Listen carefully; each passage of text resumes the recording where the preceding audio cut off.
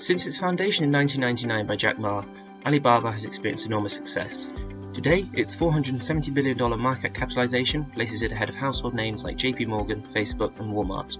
Like many firms, Alibaba has an explicit vision and mission statement, shown on the screen now.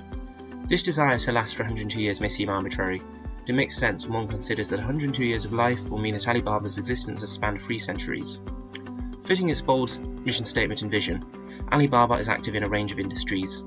The group's core e-commerce businesses collectively accounted for 86% of the group's $40 billion FY 2018 revenue. These businesses include Taobao, a domestic consumer-to-consumer site, 1688.com, a domestic business-to-business site, Tmall, a domestic business-to-consumer site, AliExpress, an export-oriented business-to-consumer site, and Alibaba, an export-oriented business-to-business site. Alibaba conducts 58% of China's e-commerce, whereas its international sites are increasingly popular abroad. For instance, AliExpress is the most visited e-commerce site in Russia and the 10th most popular website in Brazil. Alibaba is also active in cloud computing and is amongst the world's top 3 providers of it. Alibaba Cloud serves public and private sector clients, like the International Olympic Committee, and accounts for 5% of the group's revenue. Alibaba also offers digital media and entertainment products, like films and video and music streaming services. This segment accounted for 8% of group revenue, and Alibaba Pictures is China's largest film producer.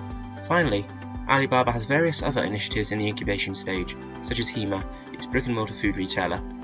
These ventures accounted for 1% of group revenue. Beyond its subsidiaries, Alibaba has various minority interests.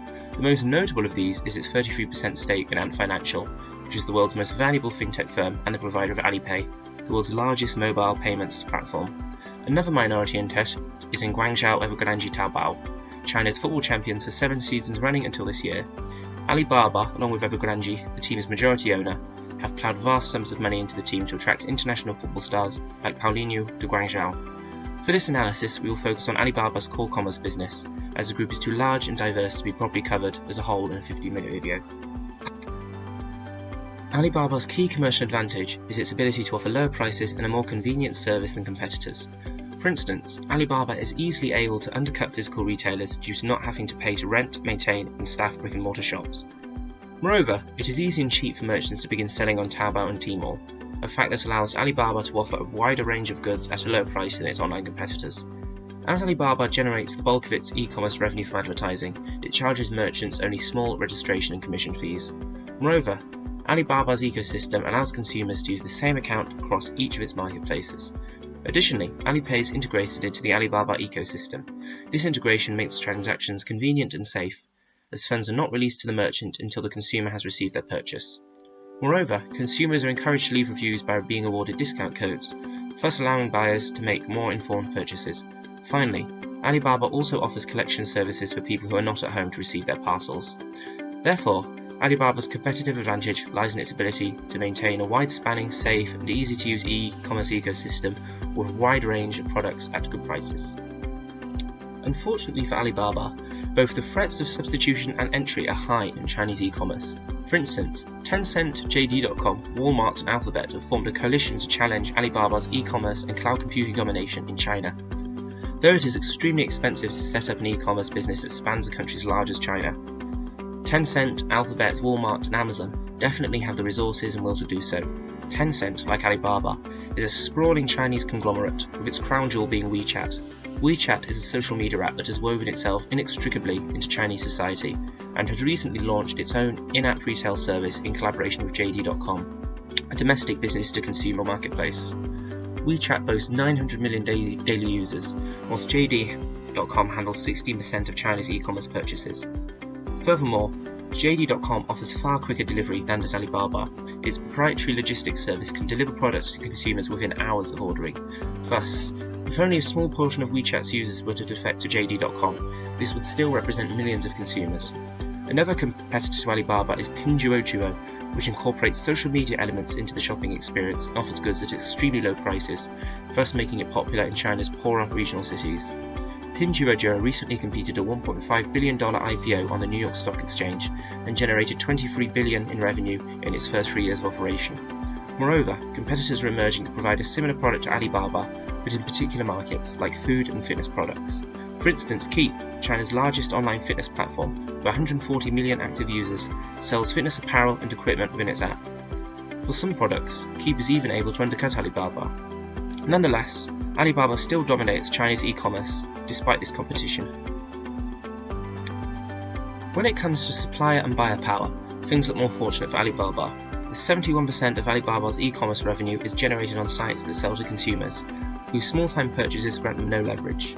Furthermore, Alibaba's enormous range of suppliers, and the small size of many of them, mean that they have little bargaining power against Alibaba if, for instance, they wanted advertising to be cheaper. Thus, Alibaba does operate in a competitive industry. Nonetheless, Alibaba still dominates Chinese e-commerce, and its monolithic size represents a difficult opponent for even the Tencent, JD, Walmart, Alphabet coalition. In light of our 5 forces analysis, there are several steps that Alibaba can take to counter its competitors. Firstly, JD's rapid delivery service is extremely expensive and capital intensive, so it would be unwise for Alibaba to jump straight in and mimic it. Instead, Alibaba should leverage the enormous number of transactions on its platform to pressure its third-party logistics suppliers to improve their speed and service. Similarly, Alibaba could offer to fund improvements in their infrastructure in a similar vein to its recent $1.5 billion investment in a Chinese courier, in exchange for equity stakes or other concessions. Furthermore, and to differentiate itself further, Alibaba should establish physical showcase stores in China's well-populated free trade zones to take advantage of low taxes there.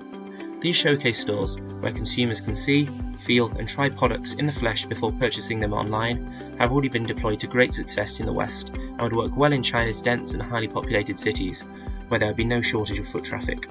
Furthermore, these stores would fit perfectly into Alibaba's new retail program, which seeks to incorporate technologically advanced physical stores into its ecosystem. Finally, these stores would also mean fewer return goods, which would reduce Alibaba's costs in that area. Another challenge facing Alibaba is the proliferation of counterfeit goods on its platforms. Due to this proliferation, the US government has publicly condemned Taobao as one of the world's most notorious markets for the second year running. Although Alibaba has taken a firmer stance towards fake goods on Taobao and Tmall, they are still easily found on other Alibaba platforms. It goes without saying that people buy fake goods because they're cheaper than the real thing. This gulf in price is particularly evident with counterfeit luxury goods. Fakes of various grades can be found on Taobao, ranging from poor imitations to near identical high-quality replicas. As small Chinese manufacturers don't need to spend money on marketing or design and can focus on producing only a small range of products, they can produce high-quality counterfeits for a low cost, thus worsening the problem of fake goods on Alibaba's platforms. Therefore, it is practically impossible to fully suppress the sale of counterfeit goods on Taobao. However, measures can be undertaken to mitigate the situation. Firstly, Taobao should encourage small manufacturers to produce their own designs, rather than copy those of Louis Vuitton or Gucci. It could do this by launching product design competitions, with the winner receiving free advertising space on Taobao's homepage. Therefore, merchants would be highly incentivized to design their own products, as millions of dollars worth of prime advertising space would be up for grabs as a reward. This strategy would have positive ripple effects too, as Taobao would benefit from new online shops offering unique products not available elsewhere. Additionally, Alibaba should establish a dedicated online luxury goods store that provides a premium shopping experience different to that of Taobao's and Tmall's current jumble sale feel. Alibaba could leverage the fact that luxury goods brands are desperate to tap into the Chinese market, and thereby negotiate lower prices to compensate for China's punishing tariffs on luxury goods imports. To ensure a high quality and curated experience, the website should initially only offer products from a small range of luxury brands, such as Gucci, Burberry and Montblanc. Each of these brands allows its goods to be distributed by third-party retailers, and each is popular in China. A successful launch of a new luxury goods site integrated into the Alibaba ecosystem would further broaden its product range and would be highly popular amongst China's brand-conscious middle and upper classes. Another issue for Alibaba is data privacy. Today, Alibaba gathers far more data on people and companies than do its Western peers, which are often the butt of conspiracy theories and accusations of malpractice in the West. This January, Ant Financial was forced to apologise for misleading its users into signing over their data for use with its credit scoring service and other third-party purchases. Furthermore, Alibaba's platforms are notoriously leaky. For instance, many of Alibaba's customers suffer from relatively innocuous spam calls and somewhat less innocuous fraud. Robin Li, a co-founder of China's Google, Baidu, attributes the issue to the fact that Chinese people are willing to trade privacy for convenience, a statement met with scorn from Chinese netizens. Thus, the notion that Chinese consumers don't care about data privacy has been ferociously disputed. If Alibaba do not improve their handling of personal data, the firm will surely come under fire from privacy-conscious Chinese consumers in coming years. The solution to this is obvious. Alibaba should invest more in data security. Similarly, Alibaba should ensure that the private data of its customers is distributed on a strictly need-to-know basis, thus mitigating the danger of personal data falling into unscrupulous hands. Moreover, Alibaba's enormous size and influence in China means that it can work with the government to propose harsher penalties for those found breaching data privacy regulations. To conclude, Alibaba is in an incredibly strong position and has rightly won plaudits for its incredible growth over the past 2 decades. However, we believe that by implementing our suggestions, Alibaba can improve its position even further.